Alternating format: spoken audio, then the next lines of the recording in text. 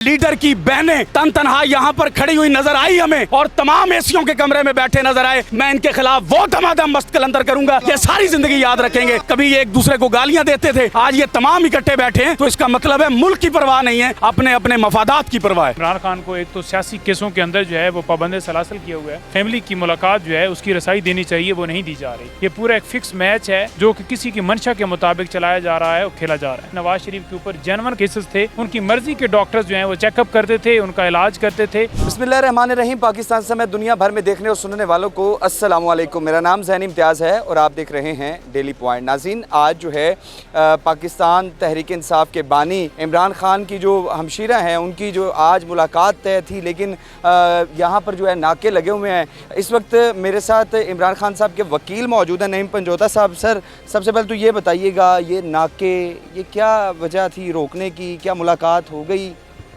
बहुत शुक्रिया, बड़ी नवाजिश आपने मौका दिया जी बिल्कुल। आज मुलाकात का दिन है और मंगल को वकला और फैमिली जो है मिलने के लिए खान साहब से आते हैं। ना हमें वकला को जाने दिया जा रहा है, कोर्ट के अहकामात हैं, जेल मैनुअल इजाज़त देता है, कोई आम कैदी कोई भी जेल के अंदर पाबंद सलासल उसके वकला उसकी फैमिली जाकर मिल सकते हैं।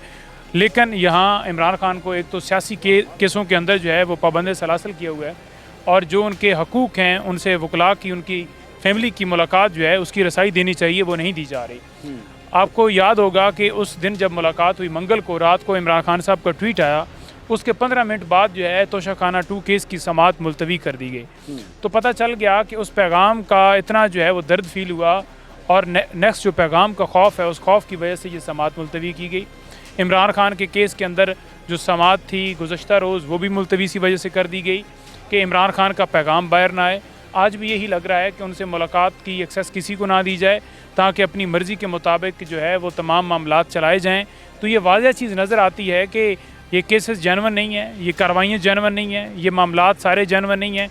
ये पूरा एक फ़िक्स मैच है जो कि किसी की मंशा के मुताबिक चलाया जा रहा है और खेला जा रहा है। नहीं भाई, सबसे पहले तो खान साहब के हवाले से जो केसेस हैं, इन केसेस की ज़रा तफसील बता दें। अब कितने केसेस रह गए, क्योंकि काफ़ी ज़मानतें भी हो चुकी हैं 9 मई के केसेस में। अब कौन कौन से केसेस रह गए हैं जिनके ऊपर जो है अभी केस चल रहे हैं? देखिए, मैं सबसे पहले बात करना चाहूँगा खान साहब की हेल्थ के हवाले से, जो कि हमें पता चला है कि एक रिपोर्ट हमारे सामने आई कि उनके दांत और उनके कान जो है उसका चेकअप किया गया है और उसके हवाले से कोई जो डॉक्टर्स हैं उन्होंने ट्रीटमेंट के हवाले से रिकमेंडेशन दी हैं किस तरह से उनके जो टेस्ट हैं वो किए जाएं। अच्छा। तो पहली बात तो ये है कि जो उनके ज़ाती मॉलेज हैं उनकी रसाई जो है वो होनी चाहिए। हमने तकरीबन 1 साल होने वाला है, पिछले नवंबर को हमने दरख्वास्त दी थी। उसके बाद कई दरख्वास्तें दी गई कि इमरान खान साहब से उनके डॉक्टर्स की रसाई हो, लेकिन रसाई तो दूर की बात, उनके चेकअप तो दूर की बात, किसी वकील को भी नहीं जाने दिया जा रहा। तो किसी भी कैदी उसका हक होता है कि उसकी सेहत जो है उसके लिए उसके डॉक्टर्स जो हैं उसकी रसाई मुमकिन हो। इमरान खान जो हैं वो सियासी कैदी हैं। नवाज शरीफ के ऊपर जेन्युइन करप्शन के इल्ज़ामात थे, केसेस थे, उसके बावजूद उसको सज़ाएं हुई थी और उसको जाकर जेल के अंदर उनकी मर्ज़ी के डॉक्टर्स जो हैं वो चेकअप करते थे, उनका इलाज करते थे और मर्ज़ी की टीमें जाती थी। इमरान खान साहब तक ये महदूद करना, ना जाने देना ज़ाती मुआलिज लास्ट है जी। ज़ाती मुआलिज लास्ट कब मुलाकात हुई उनकी चेकअप के हवाले से खान साहब से? देखें, ज़ाती मुआलिज जो हैं वो नवंबर के अंदर लास्ट ईयर जो है उनकी मुलाकात हुई। उसके बाद उनकी मुलाकात नहीं हुई, उनकी रसाई नहीं हुई, उन्होंने जाकर चेकअप नहीं किया और हम बार बार ये दरख्वास्त कर चुके हैं कि उन तक डॉक्टर्स की रसाई की जाए। बाय लॉ देखा जाए मेडिकल की फैसिलिटी तो आम कैदी के लिए भी जो है वो होती है, लेकिन ये तो मुल्क के प्राइम मिनिस्टर रह चुके हैं इमरान खान साहब और एक पार्टी, एक पाकिस्तान की एक सियासी पार्टी है जिसको लीड कर रहे हैं। तो इस तरह के सियासी लीडर के साथ इस तरह का नारवा सलूक करना, एक तो आपने बताया ह्यूमन राइट्स की खिलाफ वर्जी है, और कानून के मुताबिक किन किन पहलुओं के ऊपर जो है खिलाफ वर्जी होती है? नहीं, देखें, पहली बात यह है कि इस मुल्क की 90% आवाम जो है वो इमरान खान के साथ खड़ी है। आपने देखा कि 2/3 मेजॉरिटी के साथ अवाम ने 8 फरवरी को इमरान खान को वोट दिया। तो वो जो 2/3 मेजॉरिटी है उसका जो वोट है उसकी जो है तकद्दस इस तरह से पामाल किया जा रहा है कि उस वोट को एक तो तस्लीम नहीं किया और उनका जो रहनुमा है, उनका जो लीडर है, उसके साथ ये सलूक किया जा रहा है। आम शख्स कोई भी अगर कैद होता है तो उसको तमाम फैसिलिटीज़ अवेलेबल होती हैं और जितने साबिक वज़ीर आज़म रहे अंदर जेल के अंदर B क्लास उनको दी गई और उसके अंदर तमाम फैसिलिटीज़ उनको दी गई।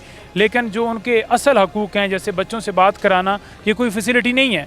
फैमिली से मुलाकात कराना, डॉक्टर्स तक रसाई कराना, ये कोई फैसिलिटी नहीं है। वो कोई AC नहीं मांग रहा है, कूलर भी वहाँ मुयस्सर नहीं है। वो एक डेथ सेल के अंदर 22 घंटे उनको वहाँ एक उस सेल के अंदर रखा जाता है। 22 घंटे? 22 घंटे वो उनकी कोई मूवमेंट नहीं 22 घंटों के अंदर होती और उसके बावजूद कि वो आइसोलेशन के अंदर हैं कि उनको हकूक़ उनके दिए जाएँ, उनके डॉक्टर्स जाएँ, उनका चेकअप तो ये एक इंसानियत के नाते उनका राइट है, लेकिन ये नहीं दे रहे क्योंकि आपको पता है कि मुल्क के अंदर जिस तरह कानून और आइन की धज्जियाँ उड़ाई जा रही हैं और यहाँ डिक्टेटरशिप है, वो डिक्टेटरशिप जो है वो सारा कुछ करा रही है। आपकी कब लास्ट मुलाकात हुई खान साहब? जी पिछले मंगल को और क्या मुलाकात में क्या गुफ्तगू हुई? देखिए, मुलाकात के अंदर जो गुफ्तगू हुई, मैंने उनको जो कॉलम है उसके हवाले से उनको अपडेट की और उन्होंने उसके ऊपर कहा कि माफ़ी वो हमसे मांगे जो आपने ट्वीट के अंदर भी देखा कि हमारे ऊपर जुल्म हुआ, जो माफ़ी का मुतालबा कर रहे हैं।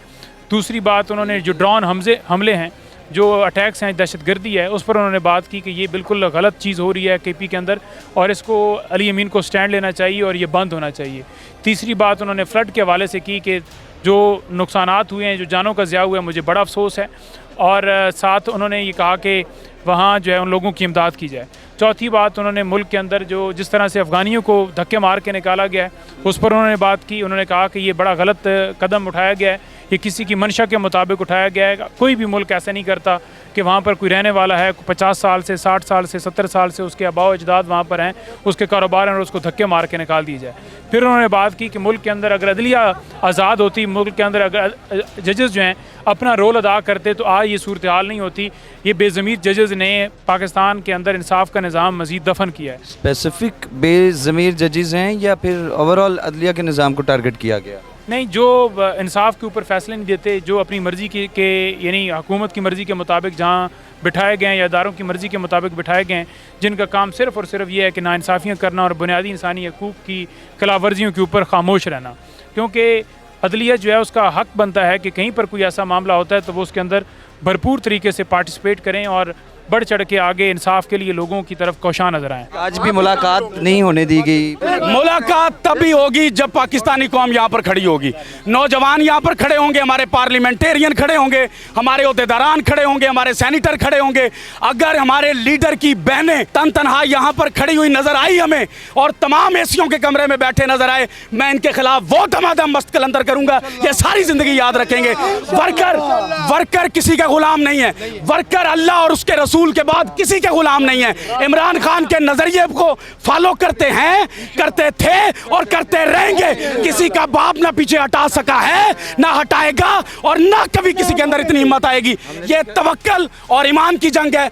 पूरे पाकिस्तानी अवाम को, माओं को, बहनों को, मजदूरों को, किसानों को, रेडी वालों को, सबको ये लड़ाई लड़नी पड़ेगी। अभी कोई नजर नहीं आ रहा। देखिए, इमरान खान के जितने भी वर्कर हैं वो सब नजरियाती और सियासी कारकुनान और रहनुमा हैं।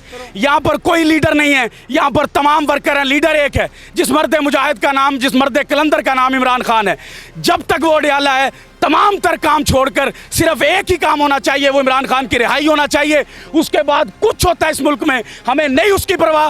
पहले हमारी पूरी जमात इमरान खान की रिहाई के लिए काम करे, क्योंकि वो बेगुनाह है, उसके ऊपर जुल्म हो रहा है, जबर हो रहा है। उसकी मेडिकल रिपोर्ट भी आपके सामने आ गई है, लेकिन उसके बावजूद अगर हम यहाँ पर नहीं पहुँचेंगे, ये बहनों के साथ भी ज्यादती है, ये शौकत खानम के खानदान के साथ भी ज्यादती है। मुल्क को कुछ भी हो जाए, पहले खान साहब को बाहर निकालना। मुल्क को कुछ इसलिए हो जाए क्योंकि जो मुल्क का सरबराह है, जो मुल्क को एक बाप की तरह चला सकता है, उसको आप जेल में रख के बैठे हैं। चोरों और डाकुओं को ताकत के सर पर आप हम पर मुसल्लत करके बैठे हैं और आप कहेंगे मुल्क की बेहतरी होगी। मुल्क की बेहतरी टिकटॉकरों से नहीं होती, नजरिए ऐसी होती है और नजरिया इमरान खान के पास है। इनके पास नजरिया नहीं है, इनके पास मफादात हैं। कभी ये एक दूसरे को गालियां देते थे, आज ये तमाम इकट्ठे बैठे हैं, तो इसका मतलब है मुल्क की परवाह नहीं है, अपने अपने मफादात की परवाह है। कब तहरीक का आगाज होगा? जब खान साहब को रिहाई के लिए, उस तहरीक का मकसद सिर्फ खान साहब की रिहाई हो। ये तहरीक का आगाज कब से है? तहरीक कभी भी नहीं रुकी, वर्कर कभी भी नहीं रुका। ना खान ने हार मानी है, ना उसका वर्कर हार मान रहा है। हर मैदान पर, हर प्लेटफॉर्म पर उसका वर्कर लड़ रहा है। तहरीक जारी है, ना तहरीक में कोई ब्रेक आई है। बस तहरीक के अंदर जो वर्कर मौजूद हैं वो कुछ चीज़ों को नोट भी कर रहे थे और जवाब भी चाहते थे, नहीं दिया जा रहा। अब हम मैदान अमल में हैं, तमाम वर्कर खुद लीड करेंगे अपने अपने सूबे, अपने अपने इजला, अपनी अपनी यूसी को।